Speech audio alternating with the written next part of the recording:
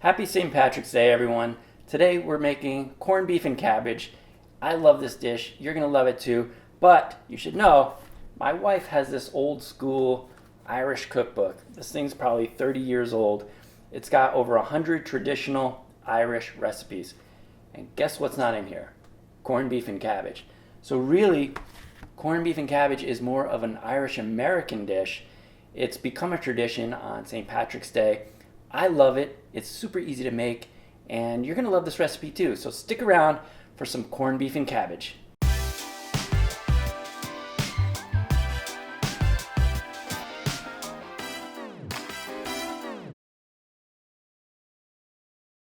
We have the meat, but the first thing you might be asking yourself is, what is corned beef anyway?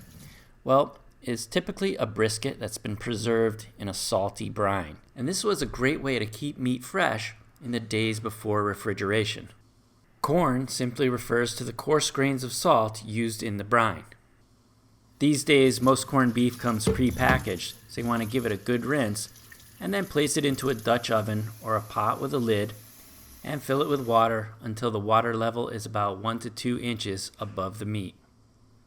Next, we're going to add some aromatic vegetables just for flavor. We've got some roughly chopped celery.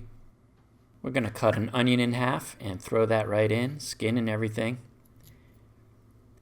We're going to add an entire head of garlic. Here we have a seasoning packet, and this should come packed in with your corned beef. There's also no need for salt because remember, the corned beef is already salted. Then place on your lid and bring it to a boil. Once it comes to a boil, turn the heat to low and let it cook for 50 minutes a pound. Mine is 3.5 pounds, so we're looking right around 3 hours. While the meat cooks, I'm going to cut up a few carrots and some red potatoes. And it wouldn't be corned beef and cabbage without the cabbage. And if you're feeling really ambitious, you can make your own Irish soda bread. Or if you're like me, you can buy some down at your local market. Now, I'm not sure how authentic this Irish soda bread really is, but it looks pretty good to me, and I think it's going to go great with the corned beef and cabbage. 3 or so hours of slow cooking later, we're going to check to see if the meat is fork tender. If your fork slides right in and slides right out with very little resistance, then you know your meat is ready to come out of the pot. Place onto a cutting board and cover tightly with tin foil. And we're going to let the meat rest like you let all meat rest before you slice into it. And that's the perfect time to cook your vegetables. What you want to do is take a slotted spoon and remove all these aromatics that have been cooking in here for 3+ hours. Now, some of you might say, oh, why don't you eat those? Well, you could eat them if you want, or you give them to your crazy drunk Irish uncle to eat. It's up to you, but I would definitely not serve them with dinner. Once the aromatics are out, we're going to add our carrots and potatoes into the broth, bring it to a boil, and cook until the potatoes are fork tender. For the cabbage, we're going to start out with some Kerrygold butter in our cast iron pan. Of course, you could cook the cabbage in with the potatoes and carrots, but I think the cabbage gets a little too soggy that way. So I prefer to cook it in a frying pan separately with the butter. You get that nice buttery flavor. You get some char from the pan, and it retains some of that nice crispy texture of the cabbage. For a little extra flavor, I like to add in a ladleful of that salty broth from the meat. This cabbage is going to be great.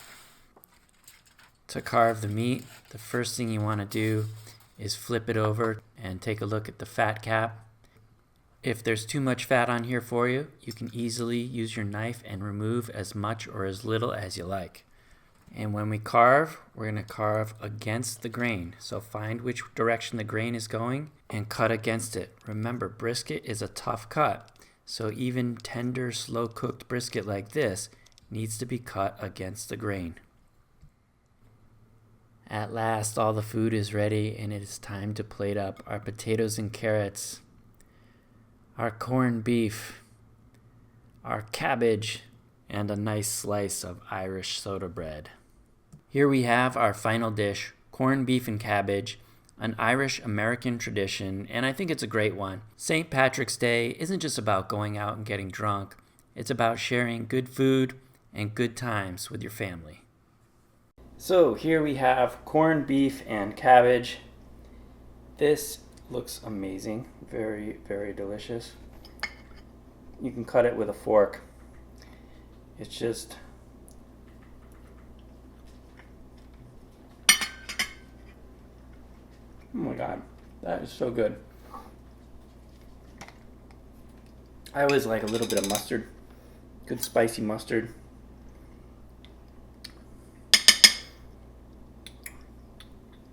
Wow, that beef is fantastic. Like, absolutely fantastic.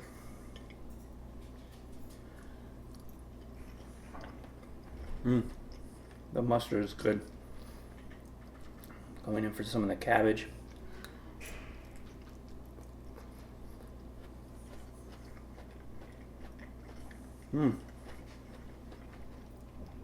Great as well. Try some of these carrots. A little mustard on a potato. Can't go wrong with that.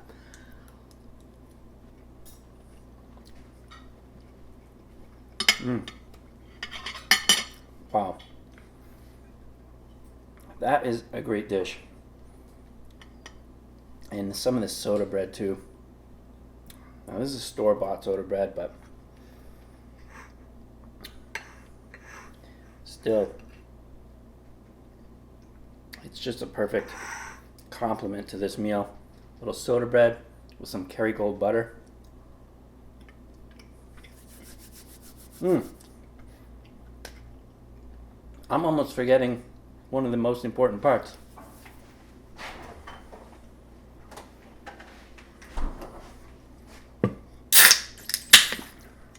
I have to have a Guinness. Let's use this. And yes, it's the pub draft style, not the extra stout. I like the pub draft. Can of Guinness better than the extra stout. Happy St. Patrick's Day, everyone. I hope you make this recipe. If you like corned beef and cabbage, let me know in the comments down below. Leave a like, hit that like button, subscribe to the channel if you haven't already, and hit that notification bell so you know when new videos come out. And yeah, keep on cooking. Happy St. Patrick's Day.